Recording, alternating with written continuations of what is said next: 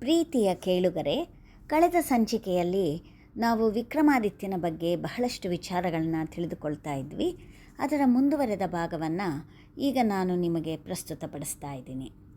ಈ ಎಲ್ಲ ಕಥೆಗಳು ಶಿವನು ಪಾರ್ವತಿಗೆ ಹೇಳುವಂತೆ ನಿರೂಪಿತವಾಗಿರುವುದು ಒಂದು ವೈಶಿಷ್ಟ್ಯ ಅಂತ ನಾವು ತಿಳ್ಕೊಂಡ್ವಿ. ವಿಕ್ರಮಾದಿತ್ಯನು ಭಾರತದ ಅತ್ಯಂತ ಪ್ರಭಾವಶಾಲಿ ರಾಜ. ಇವನು ಮಹಾಪರಾಕ್ರಮಿ, ಗುಣವಂತ, ಪರೋಪಕಾರಿ ಮತ್ತು ರಸಿಕನೂ ಆಗಿದ್ದ. ಚಾರಿತ್ರಿಕವಾಗಿ ಇವನು ಇಮ್ಮಡಿ ಚಂದ್ರಗುಪ್ತ ಅಂತ ಹೇಳಲಾಗಿದೆ. ಇವನ ಬಗ್ಗೆ ಭಾರತದಾದ್ಯಂತ ಅನೇಕಾನೇಕ ಕಥೆಗಳಿವೆ. ಇವೆಲ್ಲ ಬಹುತೇಕ ಜಾನಪದ ಕಥೆಗಳಾಗಿದ್ದು ಸತ್ಯಾಂಶ ಅಷ್ಟಿಲ್ಲವಾದರೂ ವಿಕ್ರಮಾದಿತ್ಯನ ಗುಣಗಳನ್ನು ಪರಿಚಯಿಸುತ್ತೆ ಮತ್ತು ಒಬ್ಬ ಯೋಗ್ಯ ರಾಜ ಹೇಗಿರಬೇಕು ಅನ್ನೋದನ್ನು ತೋರಿಸುತ್ತೆ. ವಿಕ್ರಮಾದಿತ್ಯನ ಕಥೆಗಳಲ್ಲಿ ಮುಖ್ಯವಾದದ್ದು ಎರಡು. ಒಂದು ವೇತಾಳ ಪಂಚವಿಂಶತಿ ಮತ್ತು ಇನ್ನೊಂದು ಈ ಸಿಂಹಾಸನ ದ್ವಾತ್ರಿಂಶಿಕ.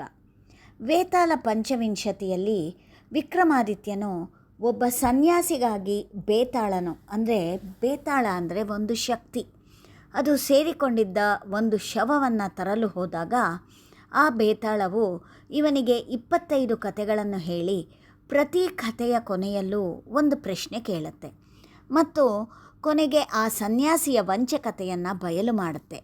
ವಿಕ್ರಮಾದಿತ್ಯನು ಎಲ್ಲ ಪ್ರಶ್ನೆಗಳಿಗೂ ಸರಿಯಾಗಿ ಉತ್ತರಿಸಿ ತನ್ನ ಬುದ್ಧಿವಂತಿಕೆಯನ್ನು ಮೆರೀತಾನೆ. ಇದರಲ್ಲಿ ವಿಕ್ರಮಾದಿತ್ಯನ ಜಾಣ್ಮೆ, ವಿಚಾರಶೀಲತೆಗಳು ಪ್ರತಿಬಿಂಬಿತವಾಗಿವೆ. ಸಿಂಹಾಸನ ದ್ವಾತ್ರಿಂಶಿಕಾದಲ್ಲಿ ವಿಕ್ರಮಾದಿತ್ಯನ ಔದಾರ್ಯ, ಪರೋಪಕಾರ ಗುಣಗಳು ಪ್ರತಿಬಿಂಬಿತವಾಗಿವೆ. ಈ ಎರಡು ಗ್ರಂಥಗಳಲ್ಲದೆ ವಿಕ್ರಮಾದಿತ್ಯನು ಇನ್ನೂ ಅನೇಕ ಸಂಸ್ಕೃತ ಗ್ರಂಥಗಳಲ್ಲಿ, ಉದಾಹರಣೆಗೆ ಪುರುಷ ಪರೀಕ್ಷಾ, ಮಾಥವಾಲನ ಕಥಾ ಮೊದಲಾದವುಗಳಲ್ಲಿ ಕಾಣಿಸಿಕೊಳ್ಳುತ್ತಾನೆ. ಕನ್ನಡದಲ್ಲಿ ವಿಕ್ರಮಾದಿತ್ಯನ ರೋಚಕ ಶೃಂಗಾರ ಸಾಹಸ ಪ್ರಧಾನ ಕಥೆಗಳ ಸಂಕಲನವಾದ ಭಟ್ಟಿ ವಿಕ್ರಮಾದಿತ್ಯನ ಕಥೆಗಳು ಎಂಬ ಸುಂದರ ಗ್ರಂಥವಿದೆ. ವಿಕ್ರಮಾದಿತ್ಯನು ಲೀಲಾವತಿ, ಭೋಗವತಿ ಮೊದಲಾದ ಸ್ತ್ರೀಯರನ್ನು ಸೋಲಿಸಿ ಮದುವೆಯಾದ ಸುಂದರ ರೋಚಕ ಕಥೆಗಳ ಸಂಕಲನವಾದ ಬೃಹತ್ ಕಥಾಮಂಜರಿ ಅನ್ನೋದು ಕೂಡ ಹೊಂದಿದೆ. ಇದರಲ್ಲಿ ಹಲವಾರು ಉಪಕಥೆಗಳೂ ಇವೆ. ಹೀಗೆ ವಿಕ್ರಮಾದಿತ್ಯನ ಹಲವಾರು ಕಥೆಗಳಿವೆ. ಸಿಂಹಾಸನ ದ್ವಾತ್ರಿಂಶಿಕ ಭಾರತದ ಬಹುತೇಕ ಭಾಷೆಗಳಲ್ಲಿ ಅನುವಾದಗೊಂಡಿದೆ. ಹಿಂದಿಯಲ್ಲಿ ಇದು ಸಿಂಹಾಸನ ಬತ್ತೀಸಿ ಎಂದೇ ಪ್ರಸಿದ್ಧವಾಗಿದೆ. ಕನ್ನಡದಲ್ಲಿಯೂ ಇದು ಬಹಳ ಹಿಂದೆಯೇ ಅನುವಾದಗೊಂಡಿತ್ತು.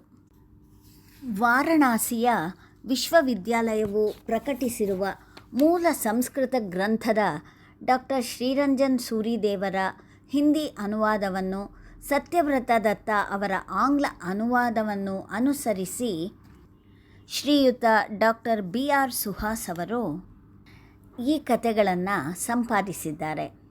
ಎಲ್ಲ ಸಂಸ್ಕೃತ ಕಥಾ ಗ್ರಂಥಗಳ ವೈಶಿಷ್ಟ್ಯದಂತೆ ಇದರಲ್ಲೂ ಸುಭಾಷಿತಗಳು ಹೇರಳವಾಗಿದ್ದು ಸಾಕಷ್ಟು ಮೂಲ ಶ್ಲೋಕಗಳನ್ನು ಸಹ ಅವರು ತಮ್ಮ ಪುಸ್ತಕದಲ್ಲಿ ಪರಿಚಯಿಸಿದ್ದಾರೆ.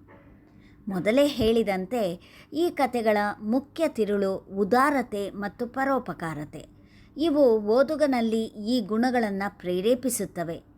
ಸಂಸ್ಕೃತದ ಒಂದು ಸುಭಾಷಿತ ಹೇಳುವಂತೆ, ಪರೋಪಕಾರಾಯ ಫಲಂತಿ ವೃಕ್ಷಾಃ, ಪರೋಪಕಾರಾಯ ವಹಂತಿ ನದ್ಯಃ, ಪರೋಪಕಾರಾಯ ದುಹಂತಿ ಗಾವಃ, ಪರೋಪಕಾರಾರ್ಥಮಿದಂ ಶರೀರಂ. ಪರೋಪಕಾರಕ್ಕಾಗಿ ವೃಕ್ಷಗಳು ಫಲಗಳನ್ನು ಬಿಡುತ್ತವೆ, ಪರೋಪಕಾರಕ್ಕಾಗಿ ನದಿಗಳು ಹರಿಯುತ್ತವೆ, ಪರೋಪಕಾರಕ್ಕಾಗಿ ಹಸುಗಳು ಹಾಲು ಕರೆಯುತ್ತವೆ. ಈ ನಮ್ಮ ಶರೀರವಿರುವುದೇ ಪರೋಪಕಾರಕ್ಕಾಗಿ. ಕೇಳುಗ ಮಿತ್ರರೇ, ನಮ್ಮ ಮುಂದಿನ ಸಂಚಿಕೆಗಳಲ್ಲಿ ನೀವು ವಿಕ್ರಮಾದಿತ್ಯನ ಸಿಂಹಾಸನ ಪುತ್ಥಳಿ ಕಥೆಗಳನ್ನು ಕೇಳಲಿದ್ದೀರಿ. ಧನ್ಯವಾದಗಳು.